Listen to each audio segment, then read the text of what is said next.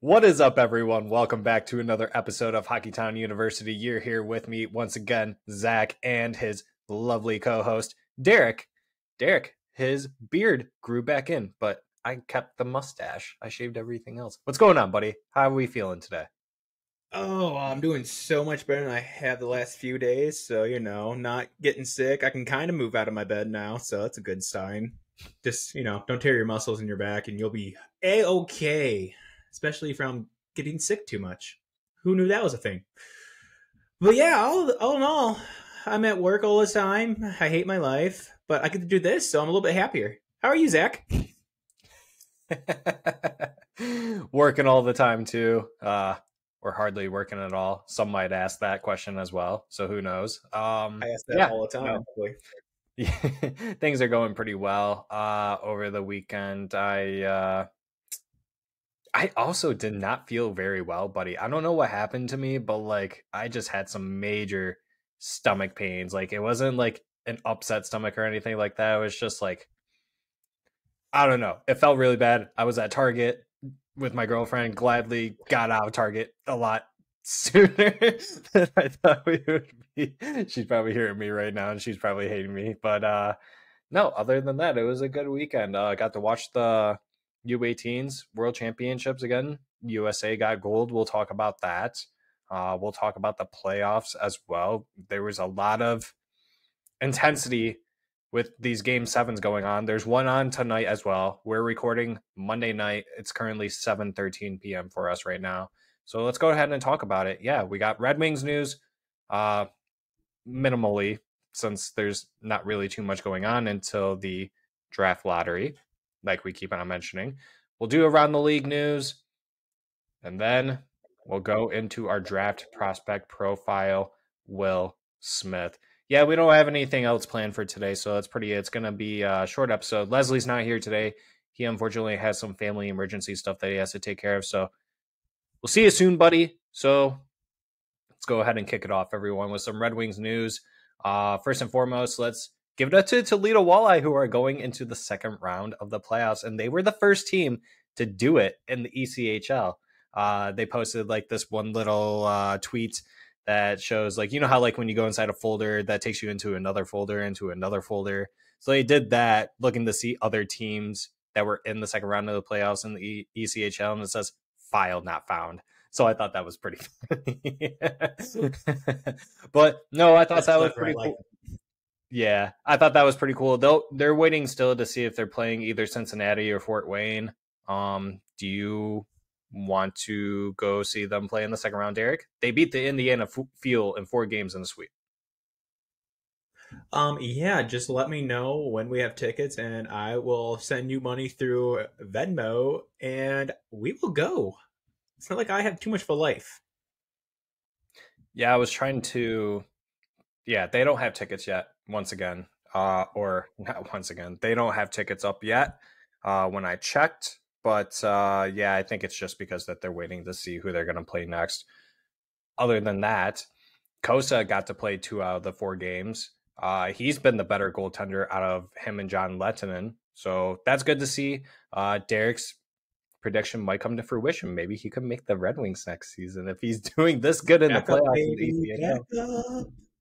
Let's go. Back up, baby. All right. Yeah, what else? Derek Lalonde is off to coach the men's world championships with Team USA after his little broadcasting stint that he did for the first round of the playoffs. He did really good. I thought he was really great as an analyst on that team. Granted, there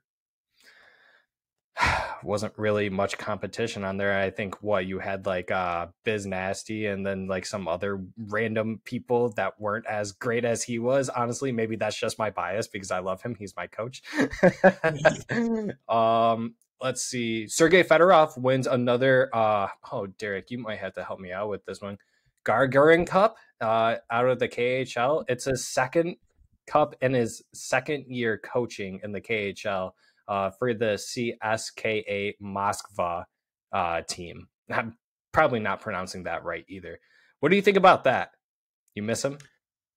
Oh, I always miss him. I just think it's more hilarious that you thought I was going to help you with that pronunciation. Jesus Christ, dude. I fail English. I'm a math person. No, thank you. And Well, that's not even English. Leslie's not here today, so someone's got to help me out. All right, You're asking the wrong help me out. person. This is the person that says everyone's last name just because I'm scared to say their first names at work. Oh my god. But hearing that he's still like out there doing everything, and the fact that he's just teaching kids how to freaking win. Ugh. Just look at those teams coming up. We're going to see a few players coming off those teams that are make some nice strides in the future. That's for sure. Anyone underneath him will do something crazy. I don't know if you knew this, Derek, but I don't know if this was last season or if he did that this season too. But this guy's so crazy coaching in the KHL that when his team is on like a power play, and like let's say, or what is it, like when it's a tie game, he's the one who pulls his goalie to see if he could win the game, because he's like, screw going into overtime, I just want to win the game, and it works for him. He does that stuff. Like and like a lot of fans were calling like for the biscuit.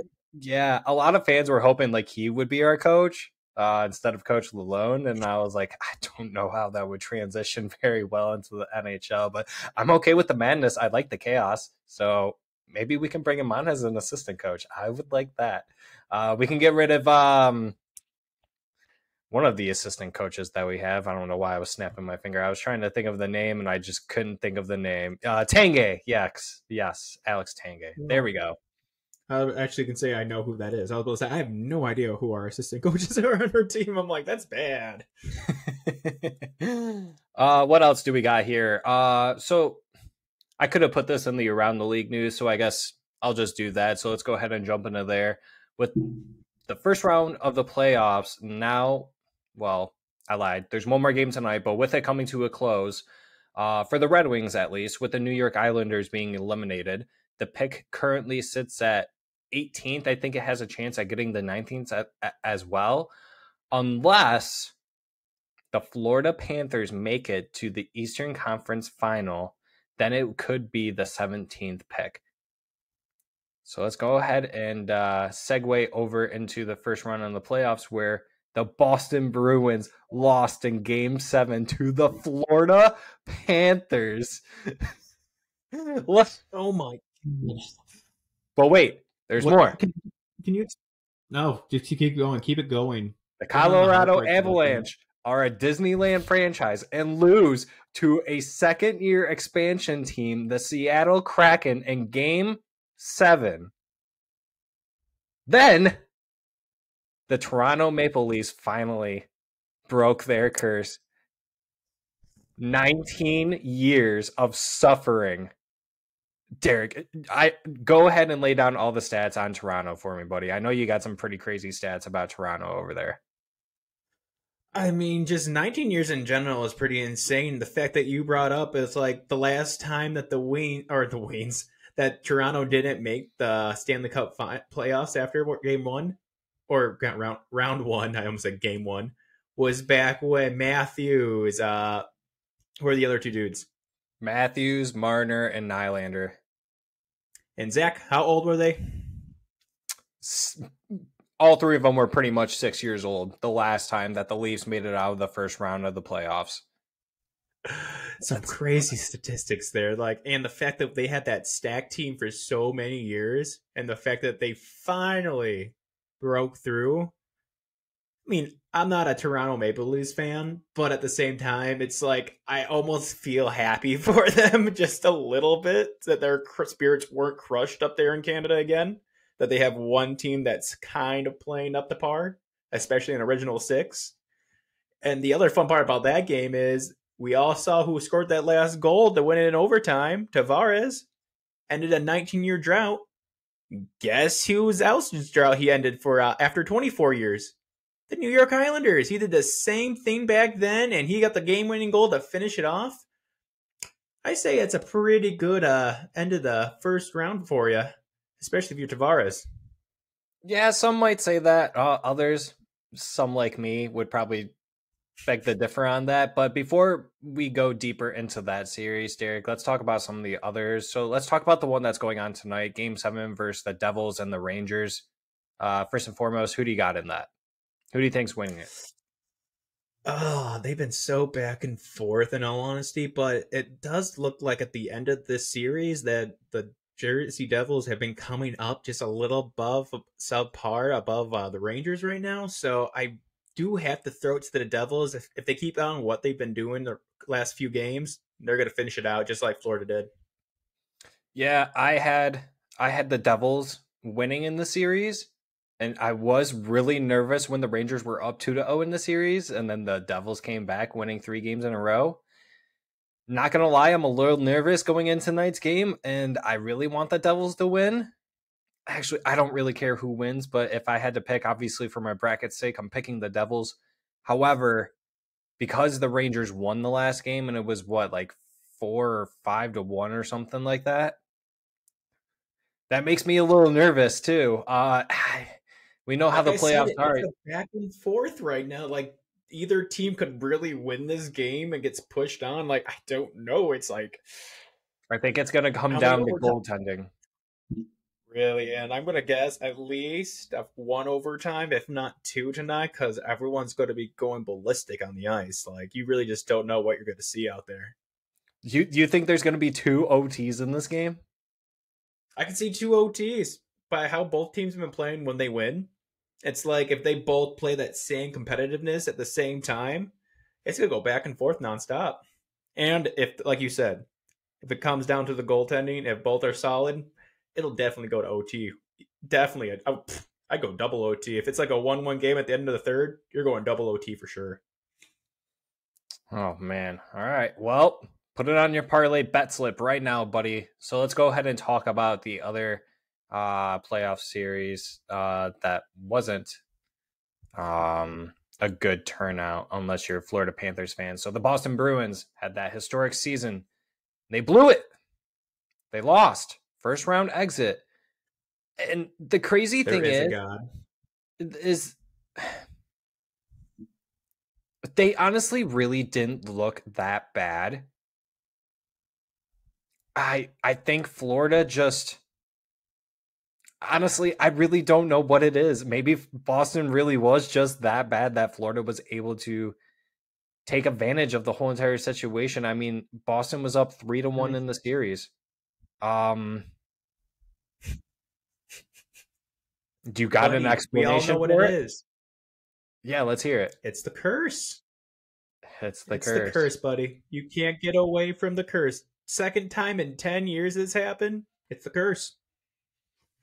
Yeah, Tampa because Bay, now Boston. Well, and then also, I mean, what is it with Boston in Game 7s too? Because what was it? Didn't they go to Game 7 against the St. Louis Blues in the Stanley Cup final? I don't think they were supposed to go that far against St. Louis. I think that year that St. Louis won, that was the year that they were a last place team at one point. So I think, yeah, not only just the President's that was a pretty sad year to look at. Yeah, not only just the President's Trophy thing, but also just the fact that I think Boston in Game 7 I think they just get too complacent. They get a little too lazy and they just give up. Bertuzzi looked great though. I mean, it's a crazy.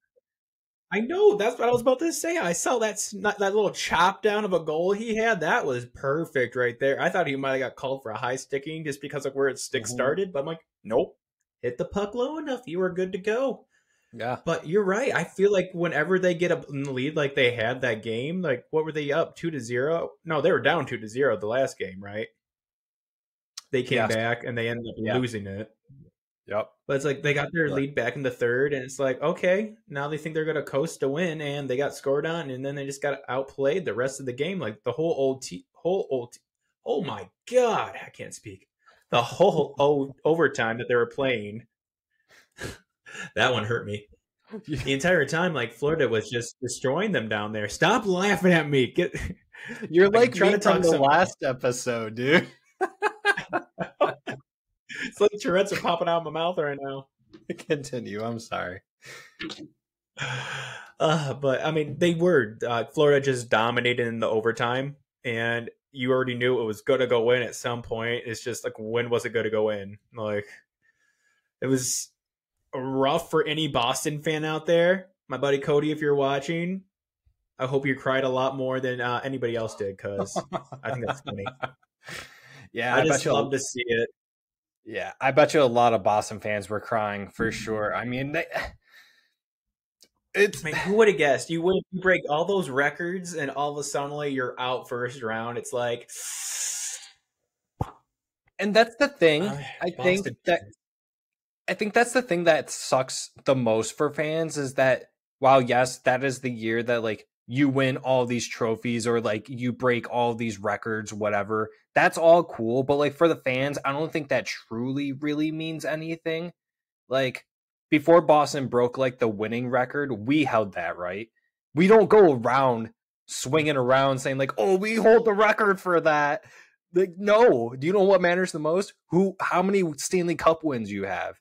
And so, the fact that they lost the first round, from an outsider's perspective, it's like, yeah, you guys should be happy. You had a phenomenal season. But in their eyes, it's probably like, no, we lost in the first round. We don't get the Stanley Cup. That's what's most important. So I feel bad for them, but I don't. If it were my team, I would want other people to feel bad for me. I'm not doing it to them. I mean, you got to remember too who we're talking about. It's Boston. We don't give a shit about Boston anyways. You're right. Okay, yeah, it's Boston. So let's go ahead and move on. Let's talk about the other team that we dislike a lot, the Colorado Avalanche, who lost to the second year expansion franchise team, the Seattle Kraken. We have Tree, our buddy who lives in Seattle. So we're crackheads, we're crack fans, whatever they're called over there. We are whatever you want to call it, buddy. Tree, let us know what you call your fan base. We would appreciate it. But no, I thought, yeah, I did it as a joke on my bracket. I really did not expect the Kraken to beat the Colorado Avalanche. The amount of people though, and here's why I don't feel bad for the Colorado Avalanche, and it's not because they won last year, and it's not because I hate them. It's their team is just so good that they should have been able to win. Granted, they didn't have Landeskog. They missed Makar for whatever, and then they had like a couple injuries, whatever. When I was on social media, though, the excuses were just everywhere. Oh, we had injuries. We had 500 plus games the whole entire season of injured players. You guys came in first in your own division. What does that have to do with the playoffs? I don't understand. Like, you guys have Mikko Rantanen, you have Cale Makar, you have Nathan McKinnon, you have other good players on your team. You guys couldn't make it out of the first round? No, I don't feel bad for you guys. And honestly, I find it freaking hilarious that they got knocked down in the first round. What do you think? Honestly, I'm going a little hard on them. I like to cook on that team, but they suck, man. They suck. I mean, you're not wrong. The Avalanche has been a stacked team for years now, and last year, if they didn't win the Stanley Cup, there was going to be a problem inside the league or just inside that team where you better just trade off every single person because Jesus Christ. But this year, they literally had the same group. I mean, like you said, granted, Landeskog's on the whole roster, but he's been hurt basically most of the season? Yeah. Yeah, so what is the difference? You're number one in your whole entire division. You're one of the top-ranking teams in the league. You got your asses kicked by a second-year expansion team. Congratulations. You're a Disney franchise. Great job. As Zack likes to put it. You got that right, Disneylanders. Words. I really do. Oh. So, all right, let's go back into this Toronto-Tampa series, Derek. I just got a question for you about this one. And I don't know if you saw the videos of, like, the Toronto fans, how they're, like, in their little, like, circle, and they're all together for, like, the games that were over in Tampa, whatever. Outside the viewing part, like, the viewing parties for the playoff game, where they have, like, the big screen. So I don't know if you heard the chants saying, we want Florida. Oh, they got Florida. The question is now, should the Leafs be nervous to go against the Panthers after the Panthers just whooped Boston? They pretty much whooped Boston, in my opinion. If you took that team to 7 games, yeah, you whooped them, in my opinion. A lot of people had them pegged to go out in 5. Man, being Florida with the end of their season that they were having, I did not expect them to go forward at all. I could have seen that game going in 5. The fact that they brought it all the way up to 7, they came back. I'm like, this is the Florida that I was hoping at the beginning of the season to come out. And if it's the ones that are going to stay that I was hoping that we'd get, Toronto should be terrified. Like, Boston's no joke. We can't lie about that. So to see them just get destroyed by, not destroyed, but beat up pretty well by Florida, Toronto should be terrified because they've had similar experiences with Boston throughout the entire season. So what's going to happen when the team that beats Boston comes to play you? Yeah, and you could even put money down that Boston probably would have beaten Tampa, and people probably would have put money down that Boston would beat Toronto as well if Boston was going to the second round.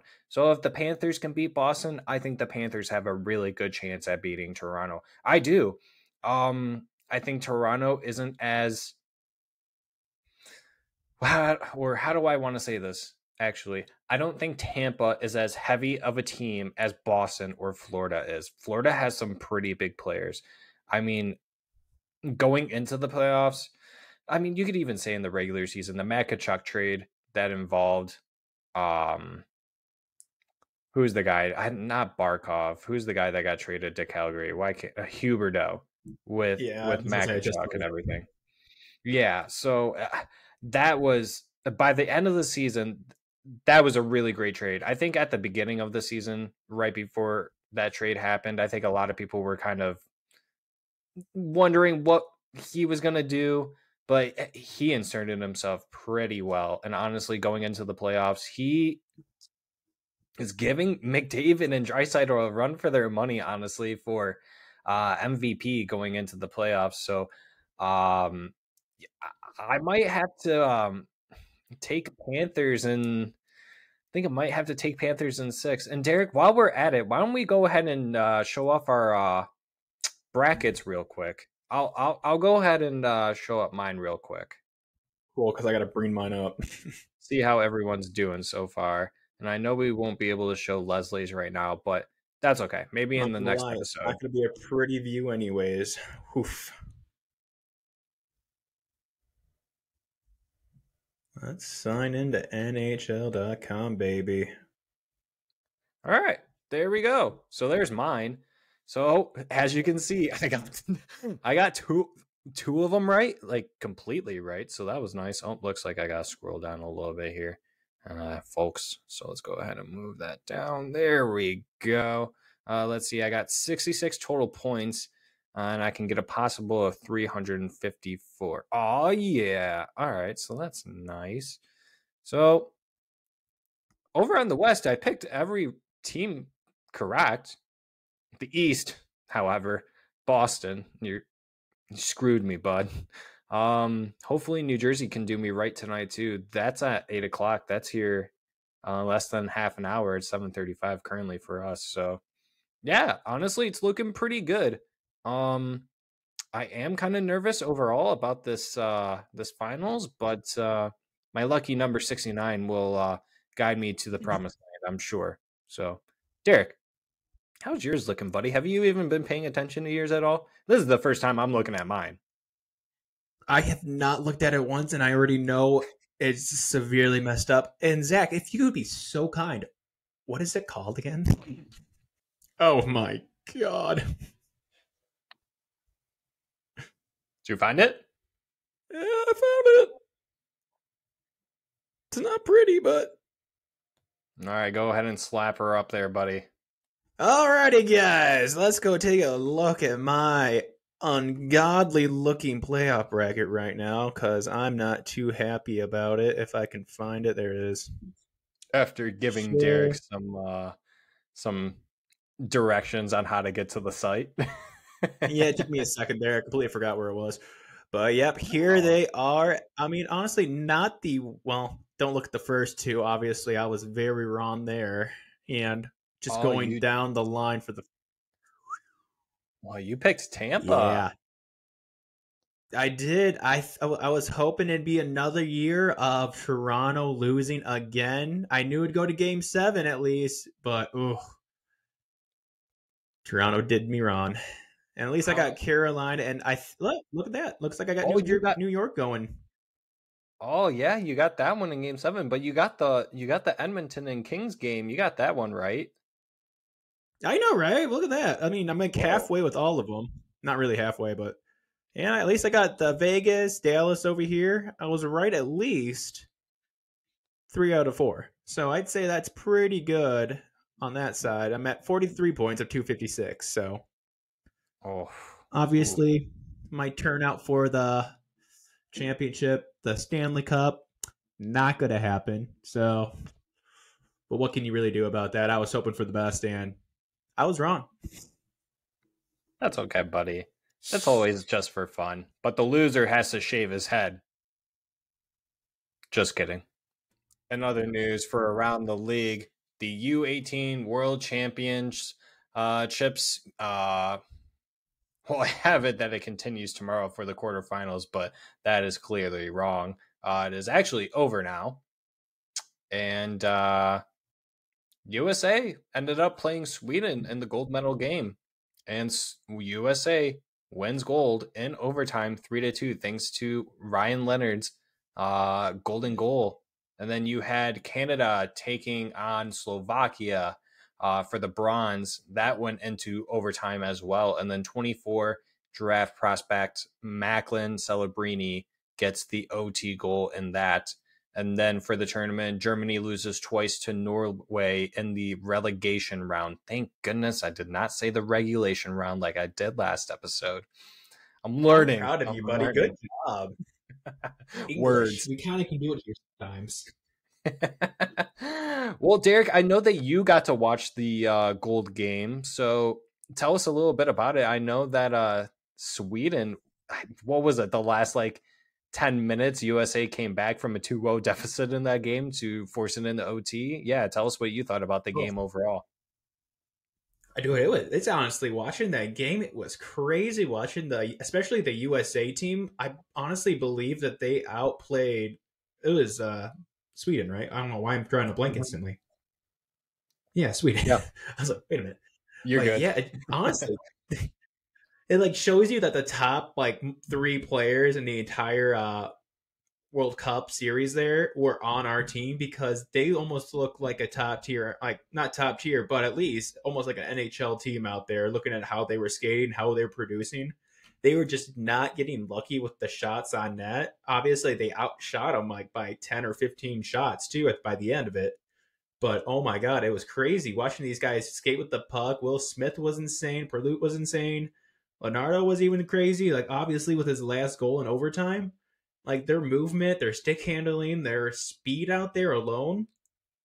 I was seriously impressed. And this was the first game actually that I watched, because I kept getting viruses trying to pull it up on my laptop because Zack sent me a horrible link.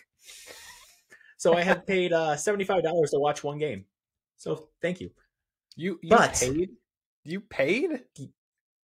Yeah, apparently I didn't have a free trial. Apparently I had an account already and used the free trial, and whoops, I paid $75 to watch one under 18 World Cup. Let's go. Oh my God. Thank God I didn't hit the quarterly subscription. Otherwise I would have been paying $300. Jesus. Oh, luckily enough, that's canceled. So, but yeah, straight up, go back to the game. Crazy to watch them. Crazy ending there too. I saw once they pulled the goalie, I think there was there was a lot of time left in the third when they pulled their goalie too. I was like, okay, as long as they keep the momentum they have and keep it in their zone, they're going to score. It was pretty obvious to notice at the end. They had all the momentum. It was just a matter of time before it went in. And watching that game, crazy to see what's about to come up into the NHL. I'm really anticipating what's about to happen, because it's got to be some great things. As long as they can all transfer that over.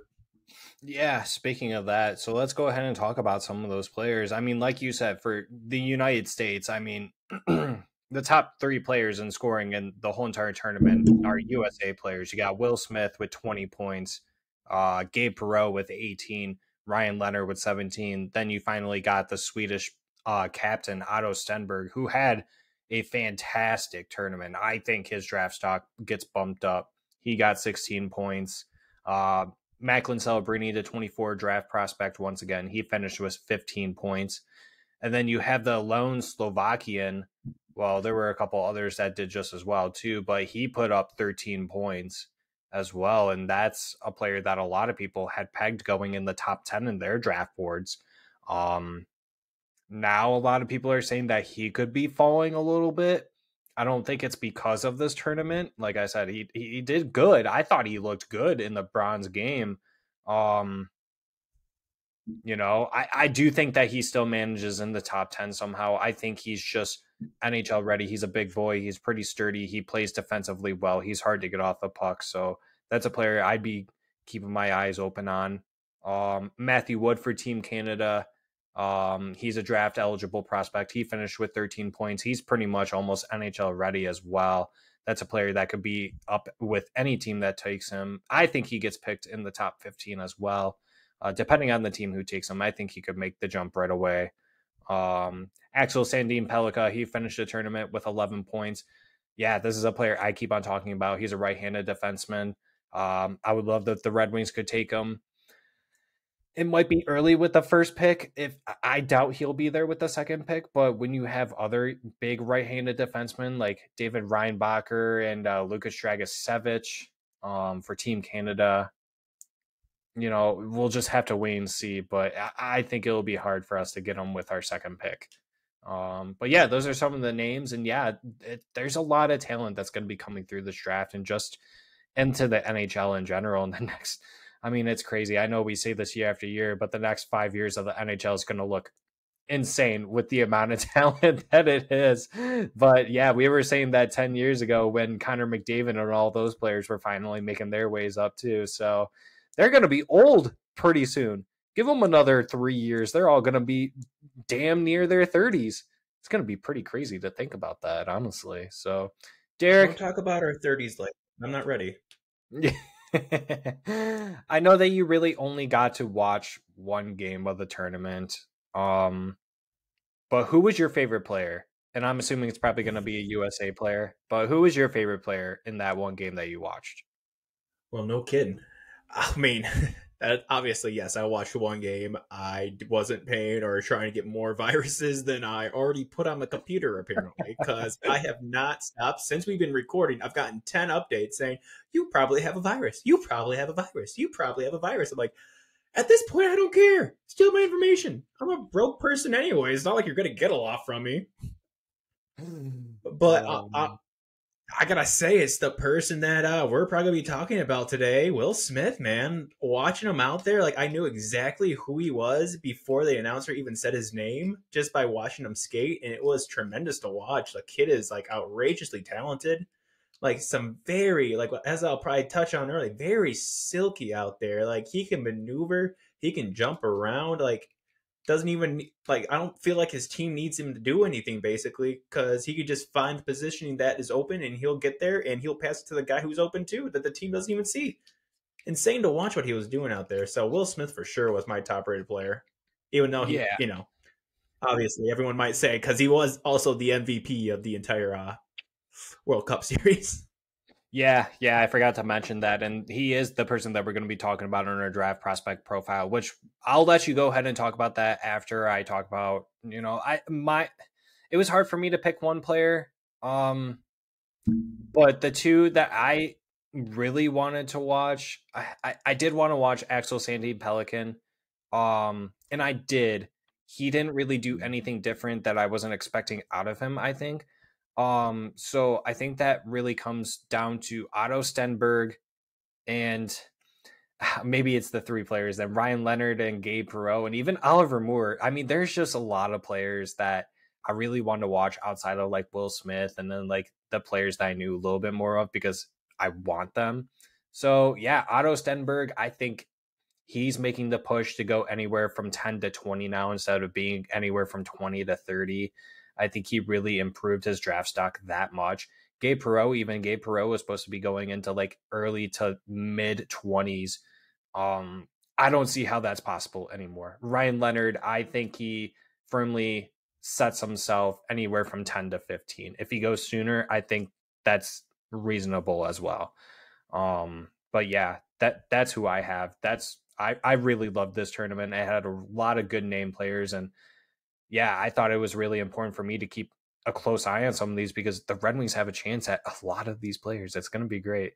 So without further ado, Derek, yes, let's go ahead and take it over to Will Smith, and I'll let you go ahead and start it off there, honestly, because this seems like someone that you really would love to draft, and it's honestly really quite unfortunate that we're not going to have a chance to get him. I'm really sad. I am too, and you're right, yeah. This is somebody that would honestly go first round any other year, probably. As we've said about probably half our prospects so far. We're just so stocked this year with what we have going on that he's probably getting pushed back to at least, I think the worst I saw him was at 9th, but most likely 6th or 7th he'll probably get chosen. So I'm hoping, I saw that. Maybe push back to the 9th. I saw that too, and I was like, there's no way that this dude's getting pushed back to 9th. I will be shocked if he makes it past 5. But continue, yes. Truthfully, yeah. Like what he showed during the World Cup this year, like being the MVP, his stock, like you would say, just flew out the roof. So I can imagine him going in top 5 pretty easily with this guy. I mean, right now he's number 2 in points per game in the U.S. national team. I think the only person beating him is Jack Hughes, who barely is doing better.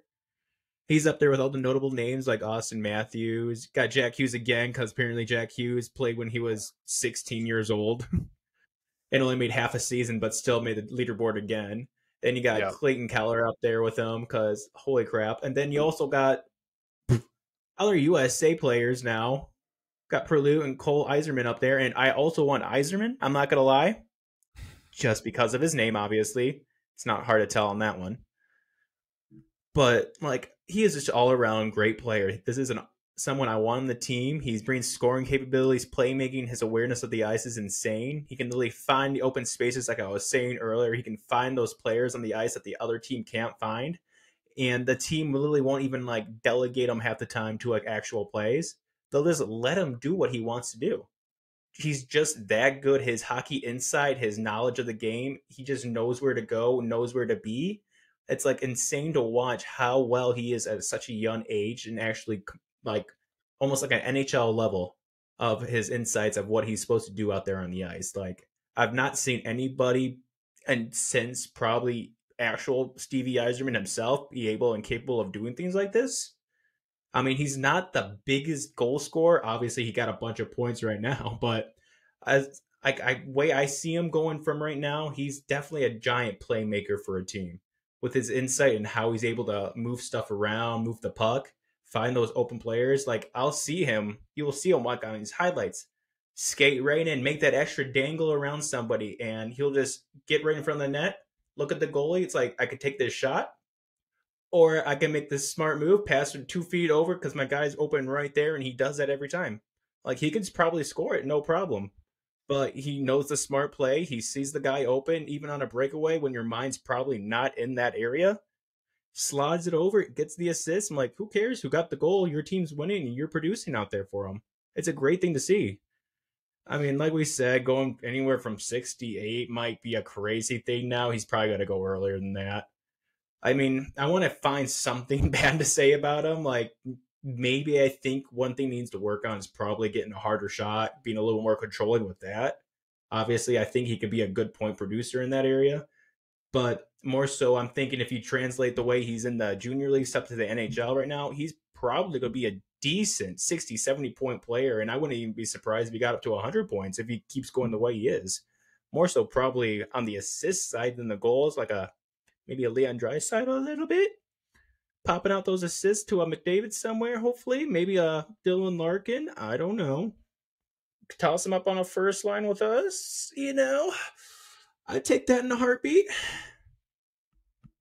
But let's be honest, like the kid's amazing. And any other draft year, probably going to be our number 1 pick that we would want. Right now, probably going to go number 5, I would have to imagine. So let's pray, even though we do want Bedard, that this guy falls far enough in the draft that we might get us a Will Smith up on our team, because I want to see some heads flying like Chris Rock, baby. Let's go. Yeah, I had to make one no joke. kidding. Well, I don't know how to follow this one up, Derek. Honestly, that was pretty good. Yeah, to kind of touch on Will Smith. 6 foot, 172 pounds, shoots right, according to Elite Prospects. My personal opinion will most likely play in the NHL as a center in the top 6 and will be a big playmaker, like Derek said. I'll talk about his shot in a little bit as well.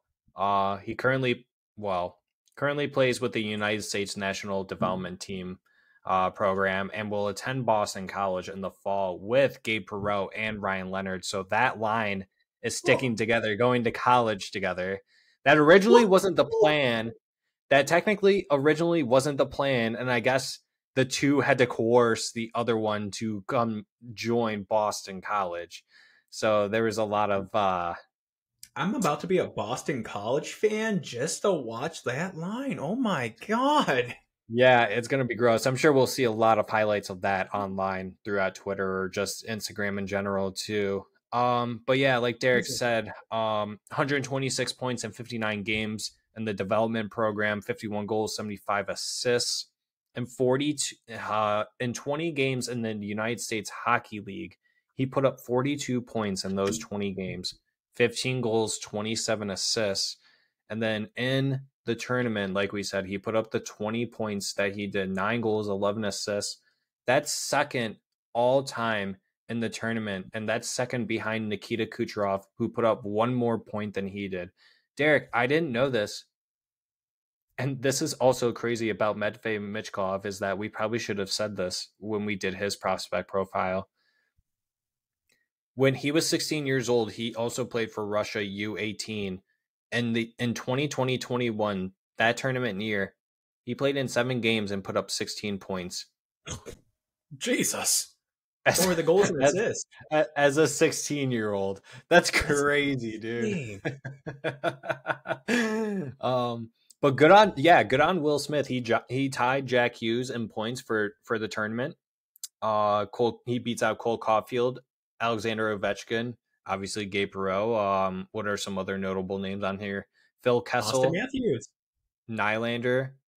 Yeah, Austin Matthews as well. Austin Matthews only finished with 15 points. I make it sound like that's like nothing. That's still a lot. Only over 2 points a game. Just barely. Come on, Matthews. Pull it together, my guy. Yeah, this kid's just really, really talented. He's consistently ranked anywhere from 3 to 5 in the draft, from what I've seen. But like Derek said, the lowest that we've seen him would fall in the 9th. I don't know who made that list, but they're obviously on. They didn't watch the games. Let me tell you. Yeah, they obviously have a weird analysis program that they're doing for their prospects. But yeah, if it were up to me, I take it. I will take that. Yeah. If it were up to me, I would probably put Will Smith in the 4 to 5 range. I think it really depends on which team is drafting in those spots, but we'll get into that as well. So let's talk about Will Smith. When it comes to his skating, he isn't going to be the fastest player, and that's more than okay. If you just go watch his highlights, he doesn't need to be the fastest player, but he's got some decent top speed. His strides are really good. Once he gets older, it's only going to get better. He knows how to get to the right spots. Like Derek said, he's really smart. And he has, like Derek said, his shot. I don't think it's a shot that he needs to work on. I think it's just the different kind of shots he needs to take. His wrist shot is unfreaking believable, Derek. Like, it is very deceptive, and you're right. Seen like those highlights. Oh my god, he can pick a corner like no other. I don't know why he does. I think that could be the problem. Sorry to interrupt you. No, you're good. Go ahead. I think it could be the problem too. Is the fact he's just not taking the shots. Like I said, he likes to get in front. He dekes around the D. He gets up there in front of the net, and he'll pass it away for the for sure goal. Which I get that you want the for sure goal to win. But when you have the opportunity, most of the time, you should take the opportunity. And he really doesn't that much, it seems. Yeah, yeah. No, and he does a lot of like there's nothing wrong with being fancy, I guess, but he does a lot of like I mean, he does a really good job at doing it. He does a lot of like toe drags. He likes to do the doopsy dangles and then like try to like wrister it into the corner, like you said. And I think that that's probably one of the better aspects of his game is that he can pick those corners. But I think, or I guess I should go into this. Passing is definitely his best attribute. Like you're saying, if he didn't pass it as much, I think he would definitely have more goals. Um, but he makes such nice plays that like it's okay for him to be passing it as much as he is and letting other people score because Exactly. Like, he's just making those no look passing plays that like they work majority of the time. But I do think that eventually once he gets into the NHL, I think he will learn that he might have to knock that off a little bit and he might have to realize that maybe I should start shooting more. And I kind of like Larkin. Larkin was the opposite. He came in drafted as a pure goal scorer. That's what they had him listed as. Developed his 200-foot game as a two-way player, as a center. And then the goal scoring eventually started coming back. I think you might have to do the opposite for Will Smith. He has to work on his defensive game overall. What did I have here on my notes? He'll put in the effort to go after the puck if he has to. Just needs to work on the defensive play with the puck battles and then the board battles. I guess it just kind of gets a little sloppy in there and he just tries to force plays. It's different in the offensive zone than he is in his own D zone, where in the offensive zone, he just doesn't even really have to try. Like I said, he can make passes without looking, and it's a goal. Whoever he's passing it to, it's ridiculous. But when he's in the defensive zone, I think maybe that's kind of also his overall problem is that he can tend to get a little too cute, a little too fancy.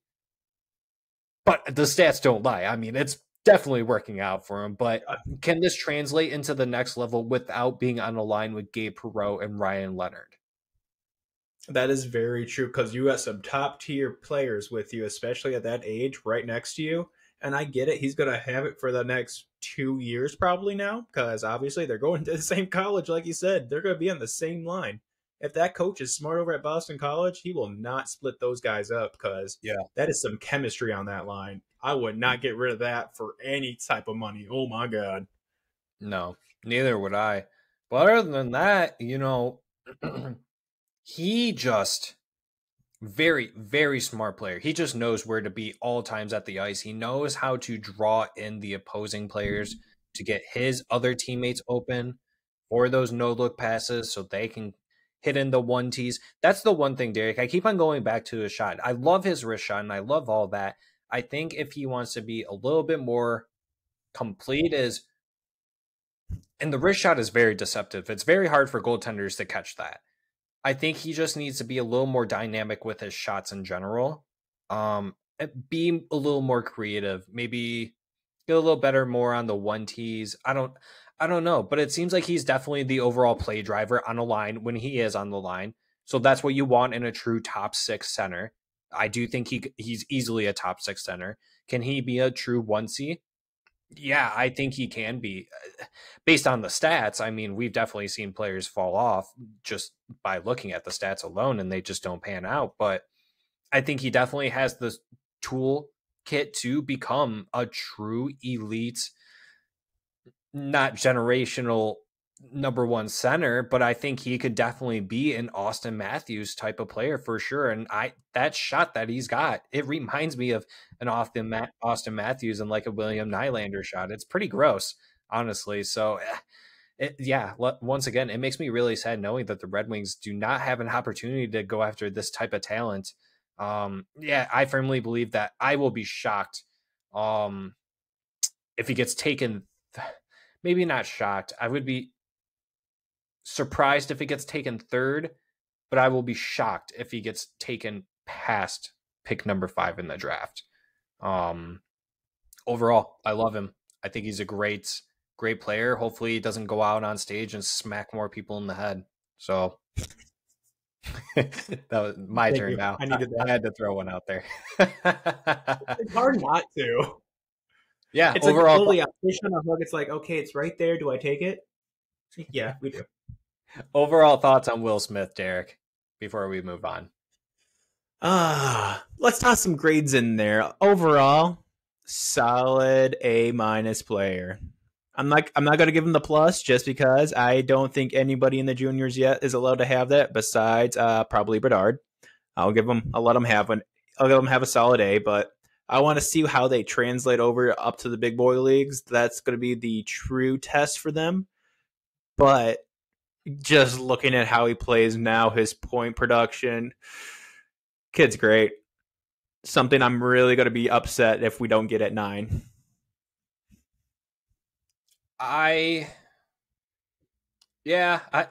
We typically don't give these players grades, but I guess if I were to give him a grade, I'd probably give him an A- only because I do think that whoever drafts him, I do think he could play in the NHL right away as a 3C.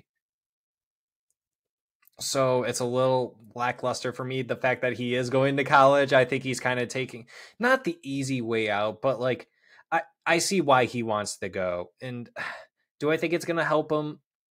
Not really, but it's still good for him. Let the kid be a kid. He'll make it in the NHL, obviously. So it is what it is. But yeah, I'll give him an A-. But overall, I think he ends his career at least as a top 6 center. And whoever gets him, I hate you. I'm jealous. Yeah. Might just get his jersey for that team just so I can have that name on me. I don't know. Someone clip that. We're going to hold him to it. Whatever team it is, we'll hold him to it. If it goes to Boston for some ungodly reason or Pittsburgh, I will not. Sorry, I lied. I take it all back. All right, Derek. I think that's all we got for this episode. What's upcoming for us? Honestly, we still have no idea, but we will keep on covering the playoffs. The World Championships are over, but the men's with Derek Lalonde is upcoming, so maybe we'll continue on with that. I believe that starts on May 8th or something like that, or May 6th. I'm gonna have to look into that. If someone knows, let me know in the comments. Also, please, if you are returning, thank you for returning. We really do appreciate that. Make sure you always hit that like button. If you guys are new, thanks for joining us. We really do appreciate it. I'm sorry I didn't bring this up at the beginning of the video. So if you are new and you're watching at the end, thanks for watching us. We really do appreciate it. Go ahead and hit the subscribe button and smash that like button as well. And as always, hit us up in the comments, you guys. Let us know what you guys think about the bracket so far, the overall playoffs. Let us know what you guys thought about the tournament as well. And for those of you that have been noticing, I don't know if Derek noticed, but I've been putting up some polls on our YouTube account. So if you guys are voting on those, thank you for voting on those. Just trying to throw out and see what's working out there. Clearly, Derek is not voting on those himself, and that's okay. It's for the fans, not for the host. Whoops. I share the video. But what's upcoming? Playoffs. We'll watch out for any Red Wings related news. On the next prospect profile, I think will be Zach Benson. We will cover. Hopefully Leslie returns. Who knows? We might give him the whole entire week off so that he can rest assured on his worries that he's got going on. So other than that, yeah, we'll try to come up with some creative news for you guys or some topics as well. So I think we're about to close off, Derek. You got any final thoughts, buddy? Well, I'd say it's been an exciting playoff series so far. That was an exciting World Cup series, too, to watch those guys up there. Thank God USA won. I love it.